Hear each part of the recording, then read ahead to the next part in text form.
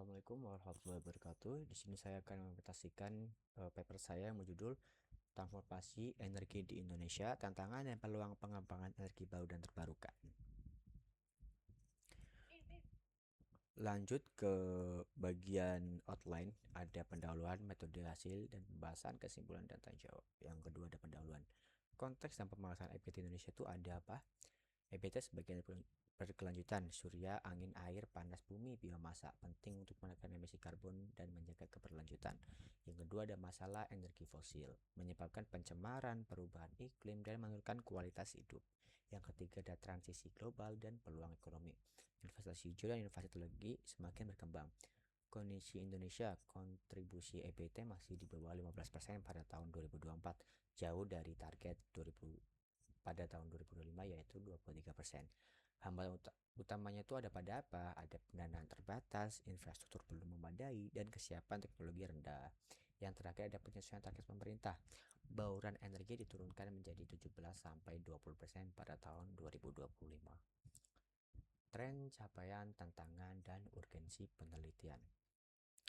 Capaian EBT 2018 sampai 2023 naik perlahan yang dari 8,65% menjadi 13,21%, tetapi selalu di bawah target tahunan.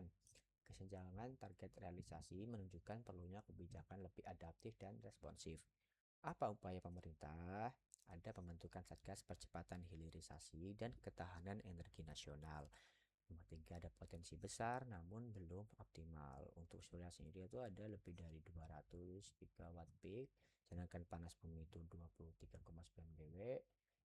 Tapi realisasinya kapasitas baru mencapai kurang lebih 14,8 gigawatt pada tahun 2024.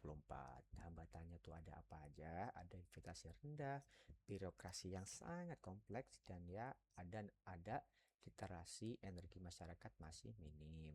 Yang terakhir ada temuan penelitian terdahulu. Pentingnya sinergi kebijakan pusat daerah, partisipasi masyarakat, serta reformasi investasi dan perizinan. Urgensi penelitian itu ada menganalisis perkembangan kebijakan, capaian, dan tantangan EBT, serta memberi rekomendasi strategis bagi percepatan transisi energi nasional. Masuk ke bagian metode. Di sini saya menerapkan 3 metode. Ada pendekatan kualitatif deskriptif dengan literatur review, dan yang kedua ada data sekunder dari jurnal nasional dan internasional pada tahun 2021 sampai 2025, serta dokumen kebijakan terkait EBT. Yang ketiga ada tahapan analisis, ada pengumpulan data, reduksi data, dan penarikan kesimpulan. Alurnya tuh ada identifikasi masalah, pengumpulan data literatur, seleksi literatur, reduksi data, analisis tematik, penyusunan temuan, dan penarikan kesimpulan.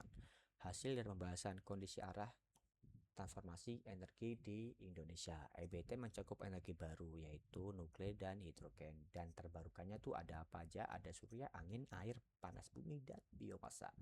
Peran EBT di sini tuh untuk mendukung SDGs, mengurangi emisi, dan mendorong sistem energi rendah karbon atau net zero emission. Yang ketiga ada kebijakan energi nasional atau KEN, memastikan ketersediaan energi, prioritas kembangan EBT, pemanfaatan sumber daya lokal, serta cadangan energi nasional. Tantangan utamanya itu ada pada dominasi energi fosil dalam kurun batu bara 42,4%, minyak 31,4% pada tahun 2022. Infrastruktur belum memadai dan harga EBT belum kompetitif. Berdasarkan data Kementerian SDM, target EBT 23% pada tahun 2025 direvisi menjadi 17-20% akibat realisasi yang terus di bawah target.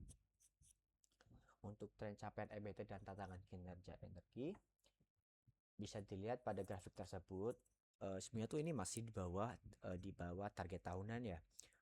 Nah, untuk saya ambil bauran EBT-nya tuh pada tahun 2017 sampai 2023 tumbuh lambat tetap menunjukkan tren positif, yang sebelumnya 8,65% menjadi 13,21%, tapi ini masih jauh di bawah target tahunan.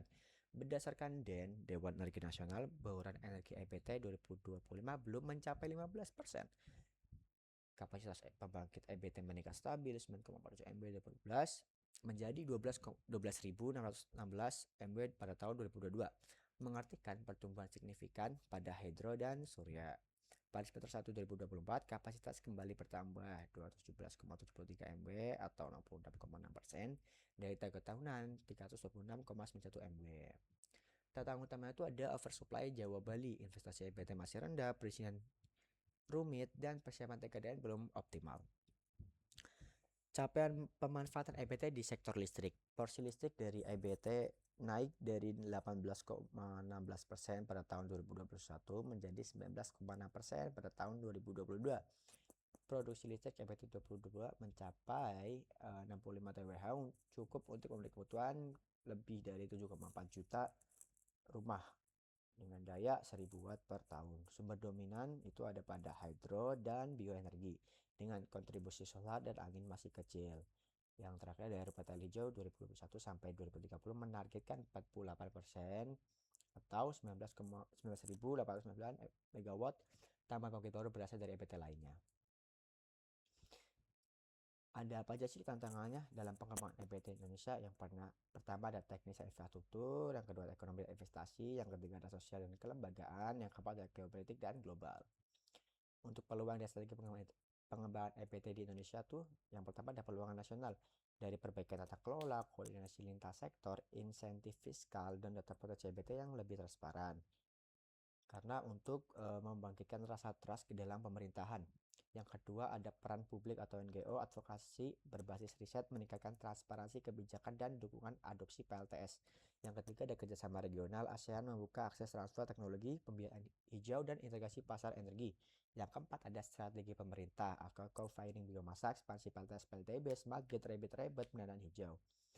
Yang terakhir ada arah jangka panjang, memproyek energi trilema menuju EBT 23% pada tahun 2025 dan NCE 2060. Kesimpulannya itu apa? Transformasi energi Indonesia itu penting untuk mengurangi ketergantungan fosil. Karena seperti kita lihat mungkin 50 tahun ke depan energi fosil akan habis ya. Dan saya harap ada energi baru dan terbarukan. Yang kedua tantangan utamanya ada infrastruktur belum memadai, investasi rendah, dan kebijakan belum sinkron. Yang ketiga ada peluang tetap besar melalui regulasi yang diperbaiki, dukungan pendanaan, partisipasi publik, dan kerjasama internasional. Yang keempat ada diperlukan penguatan koordinasi lintas sektor, insentif investasi, penyederhanaan perizinan, serta pendanaan hijau agar proyek EBT lebih kompetitif. Yang terakhir ada kolaborasi pemerintah, swasta, akademis, dan masyarakat harus diperkuat untuk mempercepat inovasi dan literasi energi bersih hijau, transisi yang inklusif, dan pencapaian net zero emission 2060 dan 3 pilar energi trilema. Mungkin dari saya cukup sekian. Saya Fadli Ailangga mengucapkan terima kasih dan mohon maaf sebesar-besarnya jika saya ada kurang atau salah dalam memperkenalkan hasil saya. Assalamualaikum warahmatullahi wabarakatuh.